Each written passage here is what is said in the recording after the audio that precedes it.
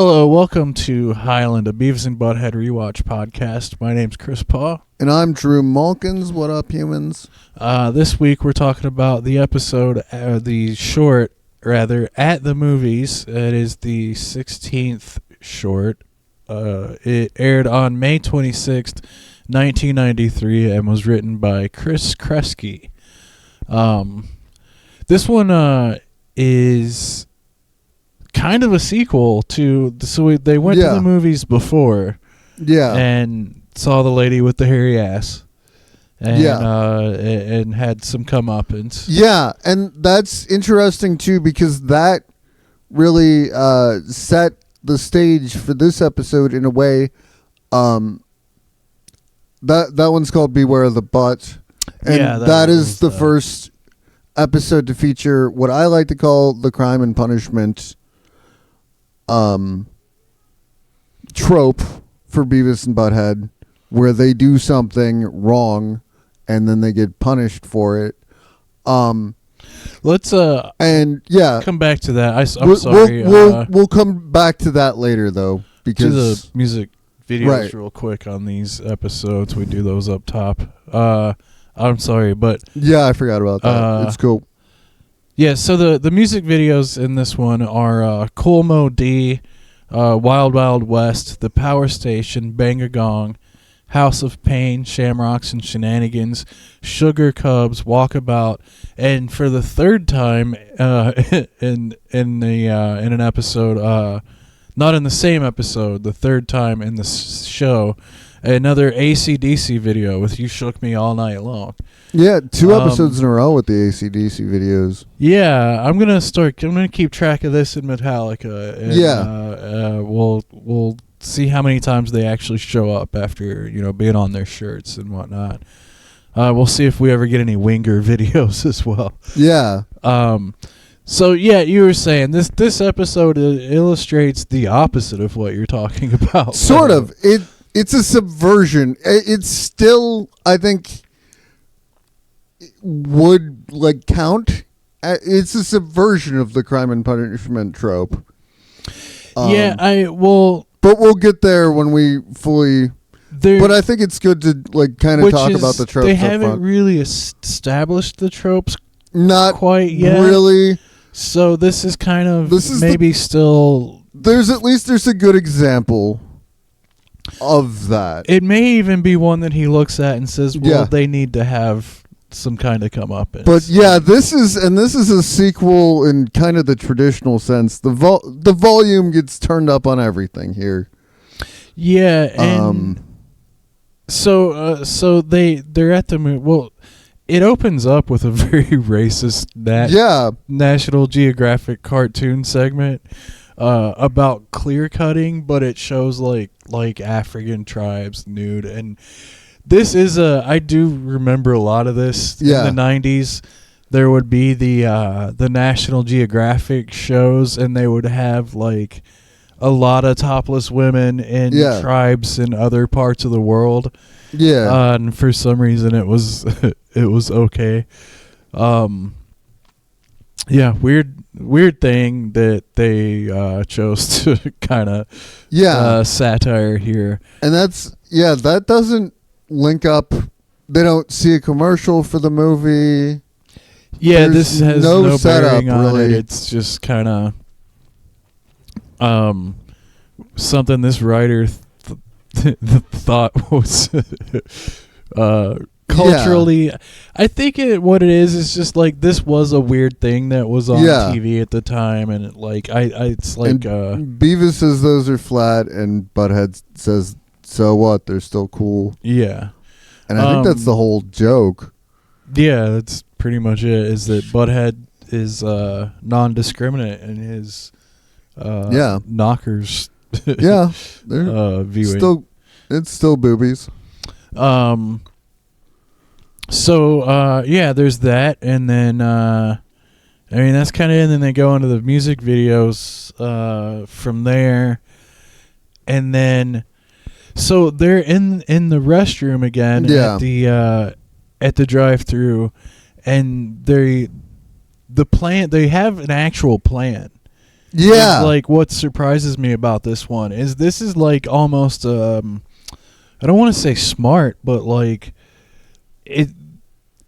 it's a more deliberately mischievous thing. Like, they're usually kind of so dumb that they end up in situations. Yeah, this is like they're this straight is up very like, malicious, and this criminal. version of them is very much like how metal kids behaved back then. Like, they would do stuff like this, like the M80s in the bathroom and stealing, but like, and have schemes and plans like the way they do here. But for these two to do it and for it to work so beautifully, yeah.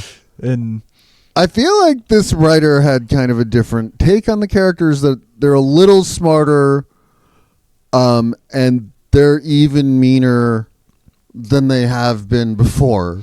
Yeah, I think this writer maybe sees them like, it feels like Mike Judge's note to the writers was, look, these are like, the personalities are like middle, like high school sophomore bullies. Like, they're kind of, because they bully Stewart, they're like shitty metalhead kids. Yeah. And this is the kind of thing they would do. Yeah. If he went to a different school than Mike Judge, where his metal kids were just a little more hardcore. But somehow they know how the pipes line up, and they know that if they flush this, that will mess up all the soda machines and crap in the For these two, it's like it's a brilliant plan. Yeah. when you think of them as also like, in a newer episode when they blow his ear off and they're too dumb to realize it's a bad thing. Yeah. It's like the variation on intelligence is insane.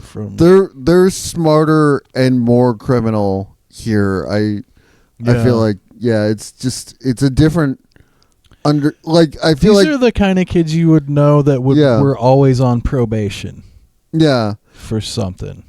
Vandalism or something. I feel like this is kind of a more surface read of the show.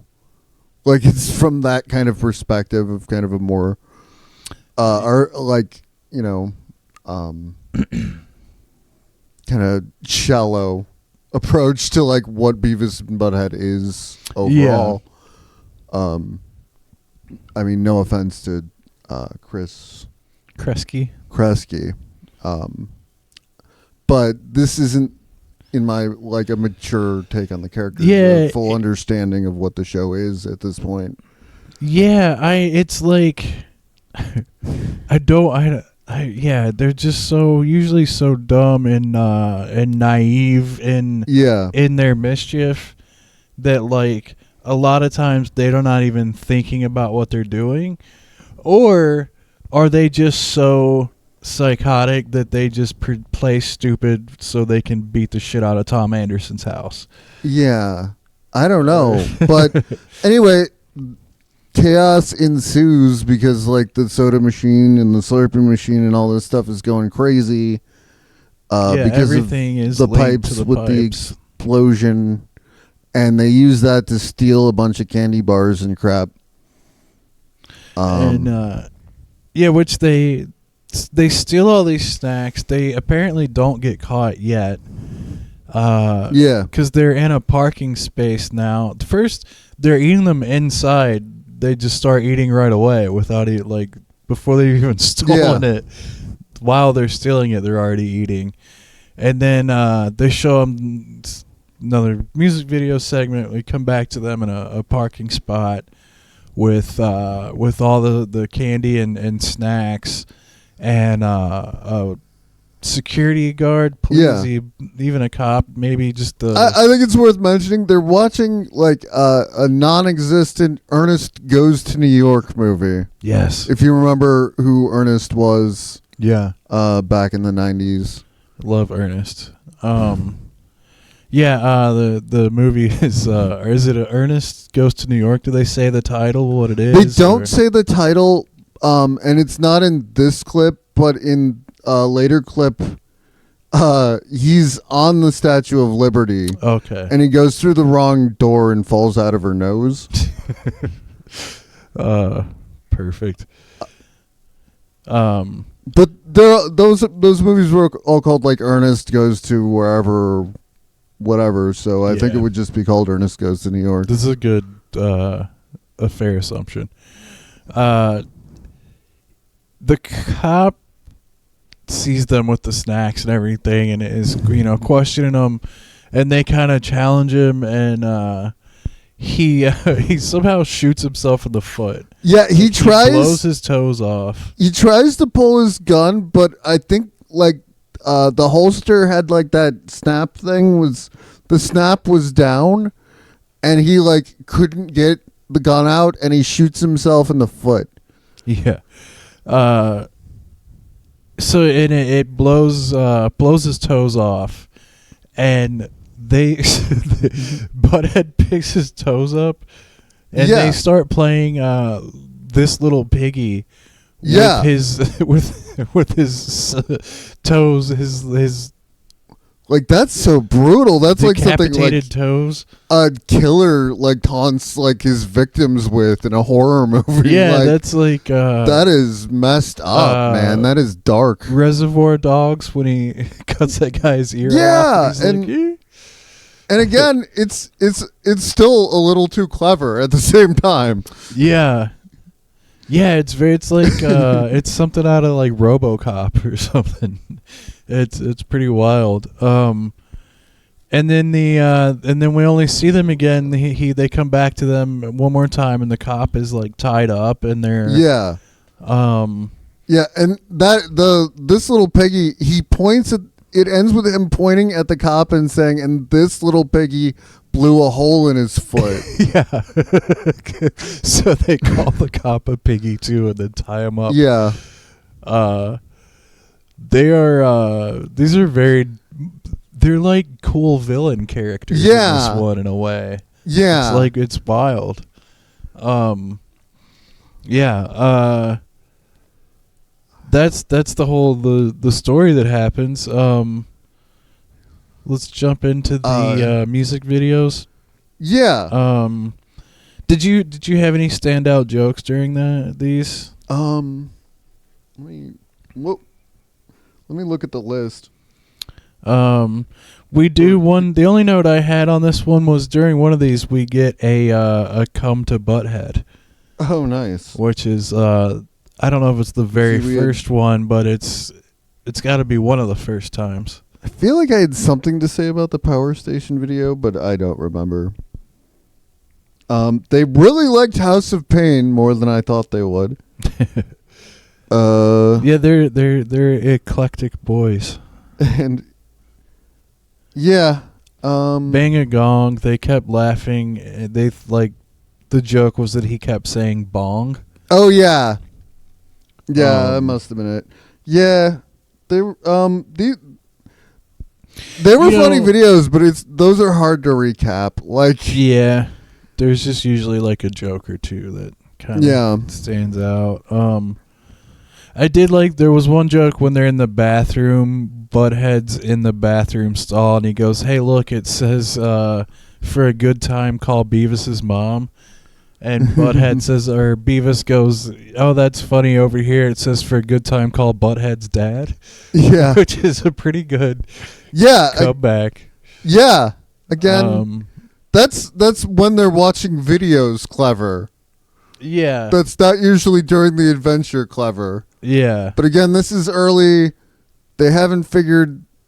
Well, Mike Judge has figured the characters out or who they are at this point. Well, they still haven't evolved into who they become. I'm gonna say though, Mike Judge is still voicing them in every single episode. That's true. Everything that goes out has gotten his. He approval. did sign off on this. Yeah, it's all he's doing. Yeah, the voices at the very least still involved.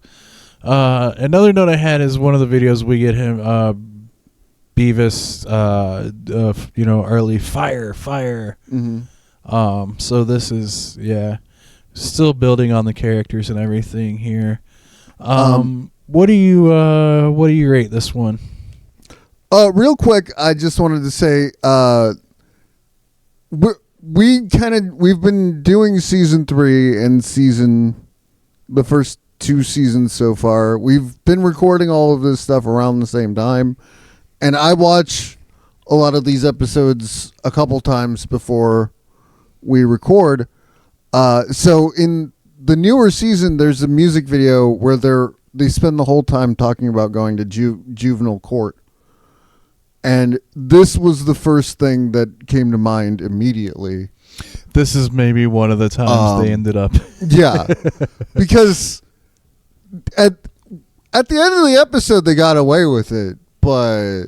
yeah, for how long? For how long are you really going to get away with that? Well, it's like I said, like this episode, like these early version of the characters are much more. Yeah. They're like more innocent now in the newer seasons. They are, because they're so dumb, and they're not usually malicious. And these ones, like I was saying, like these feel like more realistic versions of these kids. Butthead can be malicious towards Beavis, but they aren't usually malicious towards anyone else. Like that's how it works now. I guess we'll track except it. Like accidentally malicious. But like the movie, like even Beavis and Butt-Head Do America, that version of the characters by that point would have never thought to do this mischief, like this plan. Which is why I'm gonna go ahead and I'm gonna give this a 1 star. Not my Beavis and Butt-Head. Oh, you don't like them? I like this version of them too. Okay. I could see Adam West and Michael Keaton are both Batman. Yeah. And I think all these versions are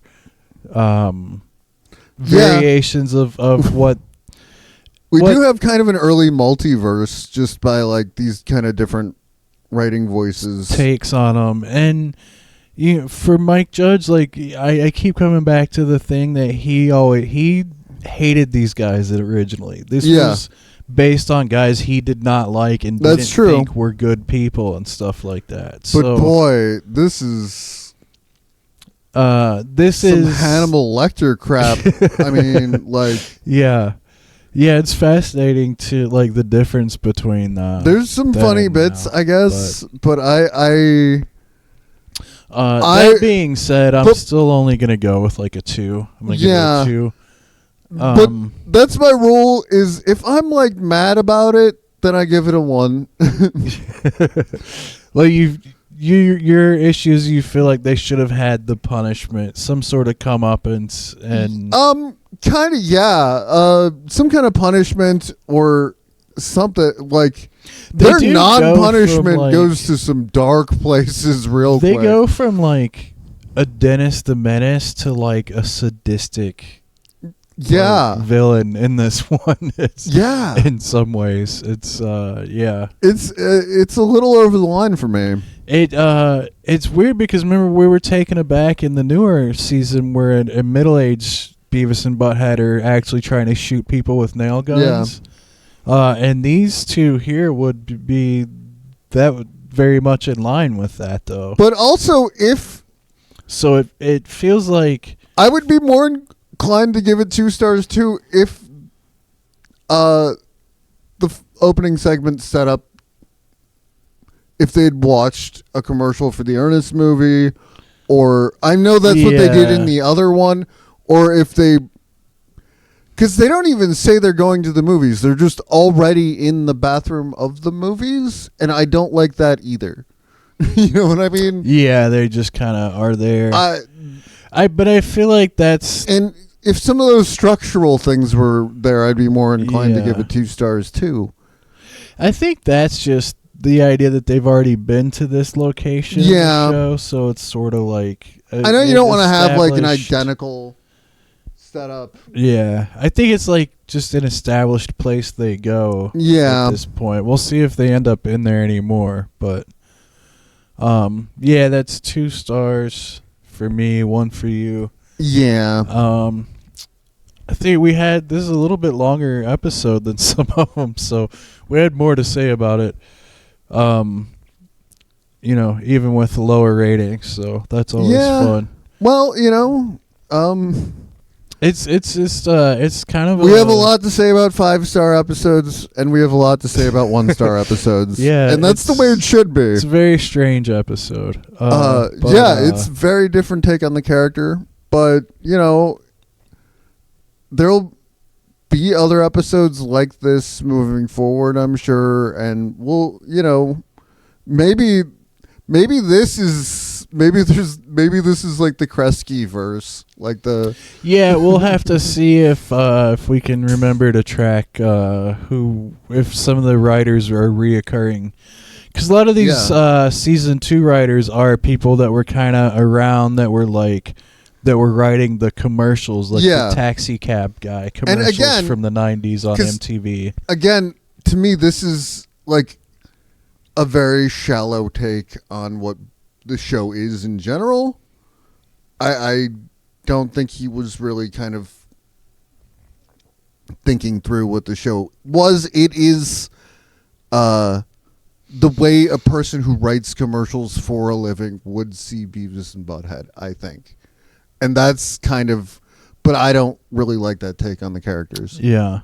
Well, I'll to be fair, I'll say I don't know for sure that this particular guy was a commercial writer. It was, from what I've read, most of the writing room from that first season was they were working on other things around MTV and kind of house. Well, yeah, but a lot of that was for like promotional stuff. Promotional things and and that could be the way someone would like read these characters to promote the show. That's what they think the show is, kind of thing. They would be like the kind of whoever was writing. Like I just thought of a particular commercial that's very much in the style where it would be like the MTV's the cop would knock on the door, and go, hey, can we come in and look around? And the guy would be like, nah, and then close the door, and it would be like, no, you're right. And they had like funny versions of that and stuff that were it's like those kind of house writers that were just like doing the cool MTV commercials and like this is the like cab driver that would be like yelling about Metallica cool videos. MTV version of Beavis and Butt-Head that are like even more cool and even more MTV than their regular selves. Yeah, I think that's kind of what it is. But that's it for this one. Thank you. Drive through.